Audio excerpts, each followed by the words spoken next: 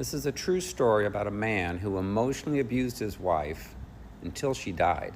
He actually went to my church, and the woman started having a brain tumor, and he started pushing her around in a wheelchair, and everyone, felt sorry for her, felt sorry for him, and he looked like he was doting on her, and everyone thought he was the greatest husband out there, and grieving that she was getting sicker and sicker.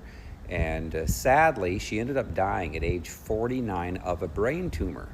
Well, then I learned the other side of the story, talked to his teenage son, and the son revealed to me that he was actually emotionally abusive to not only his wife, but also to his other siblings. And so those siblings, as soon as they graduated from high school, left. And she ended up, of course, his wife dying, and it was horrible. He told me that he was very abusive to her emotionally, behind closed doors. But in front of the church, he acted like he was loving and kind and sweet. And so he was not that way, though, behind closed doors. And what I learned was he was actually sexually molested by his own father.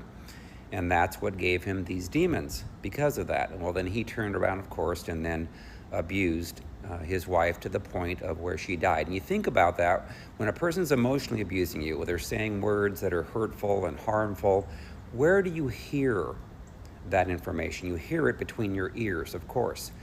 And what is between your ears is your brain. And so she ultimately died of a brain tumor. And it was very sad to watch all this go down. But then to learn the other side of it was, it was because he was sexually abused and he never got delivered from his demonic spirits. And so emotional abuse will take its toll on a person, and it can cause a person to die. And so if you are around a spouse who treats you that way, day after day, week after week, month after month, it's going to cause you to get oftentimes sicker and sicker and sicker, to the point to where you could die. You could get a disease and die from that. So you have to understand that it's extremely important not to stay forever around a person that's going to emotionally abuse you. Emotional abuse can kill you and stop you from doing what God's calling is. So you need to obey the Lord, submit to the Lord. And if a person is not submitted to the Lord, and they're saying these horrible words to you, it can have a horrible effect on you.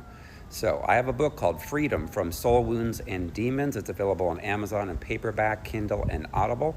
It's helping thousands of people to get healed from their soul wounds, to get delivered from their demonic spirits, so that they can actually treat their spouse and their children and other people, in a loving way, in a kind way.